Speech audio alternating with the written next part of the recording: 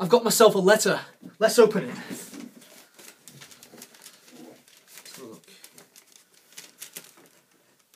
This is what it says. It says, "Dear James, I am writing to you from late 2015 to inform you that you will go through a spell without reviewing movies. That spell will last for over a year, according to my calculations.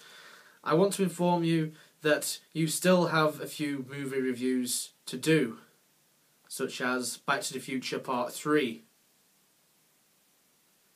It also says that you will find a lot of success in the future, as well as a few hurdles along the way." I wonder what it means. Well, perhaps I should go back to reviewing movies, as I have not done that for quite some time. The last movie review I did was in December 2015, and now we're in 2017, so we went a whole year without reviewing a movie. So it's quite remarkable, really, that I've not done a movie review for quite some time, as I've focused on quite a lot of other things. Anyway, that's that letter from me from the past. I don't know how I've not seen it until now, but here we are, Back to the Future Part 3. We're going to kick off the movie reviews series again with Back to the Future Part 3. This is the trilogy box set. Part 3, of course, is the one where they go back to 1885, because in the first movie it was all about Marty McFly going from 1985 to 1955, and in the second movie we got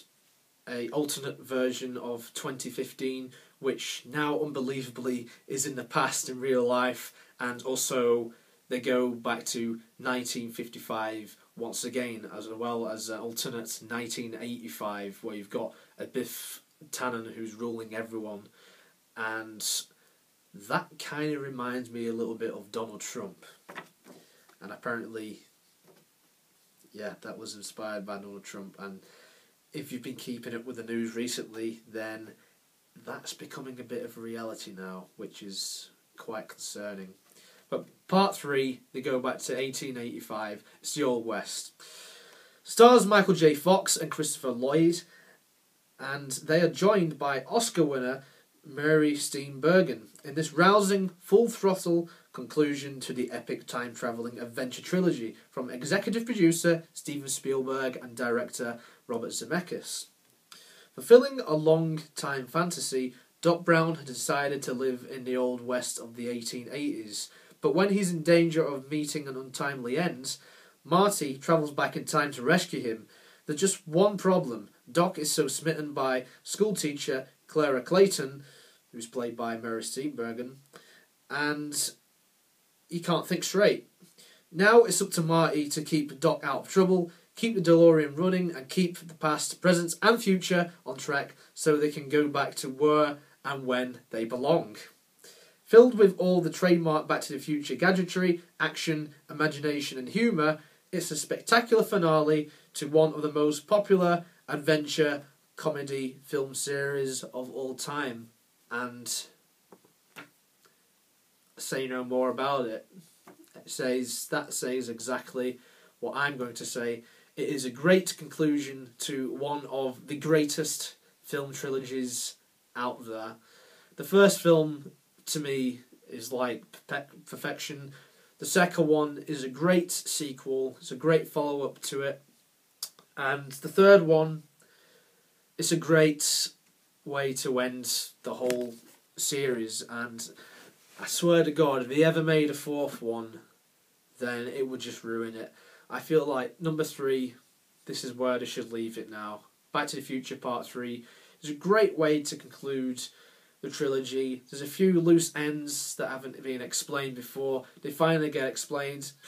I will say there's a few plot holes in this. Without spoiling the whole story, there are a couple of plot holes that I found, such as well, I don't really want to spoil the movie that much for you, but Part 3 is very much connected to Part 2, because Part 2 and Part 3, I believe, were filmed around the same time, or they were filmed back to back at least, because Part 2 came out in '89, Part 3 came out in 1990.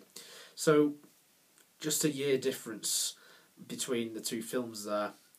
I must say that Part 3 gives a lot more character development to Doc Brown.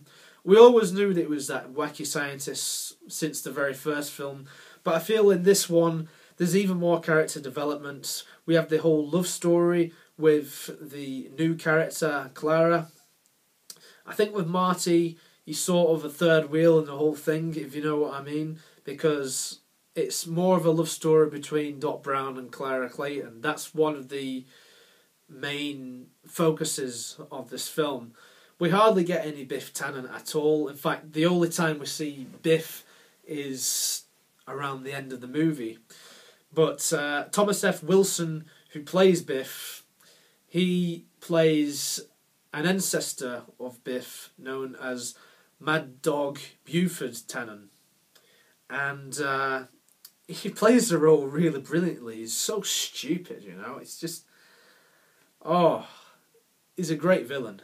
Thomas F. Wilson, he plays the villains all the way through this trilogy, and my God, he puts in a great performance. I must take my hat off to him. Michael J. Fox, I feel like it's you know what to expect in this film. You know, he's the cool teenager that we've all come to love by this point, and he still doesn't disappoint. There's all sorts of things like he calls himself Clint Eastwood when he goes to 1885. No one has an idea who Clint Eastwood is because Clint Eastwood hasn't been born. And you get that cool bit in the bar when he's doing a Michael Jackson moonwalk. I really like that scene because I think it's one of the best scenes out of the entire trilogy. This movie has some of the best scenes out of the entire trilogy, and without coming into too much detail, I will say that the train scene is very finely edited, and it's just the way it's done is just brilliant, and it's just a great climatic scene to the whole trilogy. It's a great way to close the story, bring it all to an end. And I think that everything about this, the whole setting of the Wild West, it's a great idea. They mentioned it a little bit in the second film as well, which is quite nice. So they, like I said before, they do connect the second and the third films together, which is a nice touch. But I do feel that this isn't the best Back to the Future film. I still believe that the best Back to the Future film is probably the first one, but that doesn't take that much away from this one. It's a fine conclusion to the trilogy, and that's why I'm still going to give this a 10 out of 10. It's just, the trilogy overall is just a fantastic trilogy, and if for some reason you have never ever watched all three of the Back to the Future films, then I definitely highly recommend that you go and check them out. It's got a great cast, you've got memorable characters, you've got great movie lines. This film alone, Part 3, this has also got very good, memorable lines.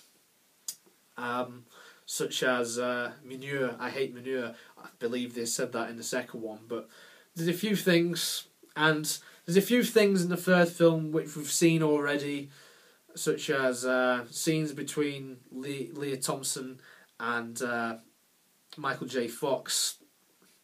They sort of repeat what we've already known from the first two films, but I quite like that. It's a nice sort of continuity, full circle sort of thing. I quite like that.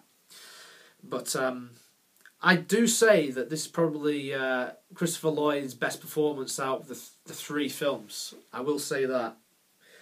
For the most part, Part 3 is a great way. It's a great way to end it. I've said it over and over again in this video, I know, but it's a great way to end the trilogy. And that's my review. So, there we go. It's taken me over a year to get to Part 3. I reviewed Part 1 and Part 2 ages ago, and I apologise for all of you, whoever you are, who have waited this long to hear and see my review and my thoughts on Back to the Future Part 3. I apologise for the long wait. I hope that it will not happen ever again. So thank you very much for watching. The hiatus is hopefully over with these movie reviews. We're going to get a lot more of these coming in now. So stay tuned for that, and be sure to subscribe to my channel. And if you've missed out some of my film reviews, then you can click on the playlist, which you will see on the screen now. Bye for now.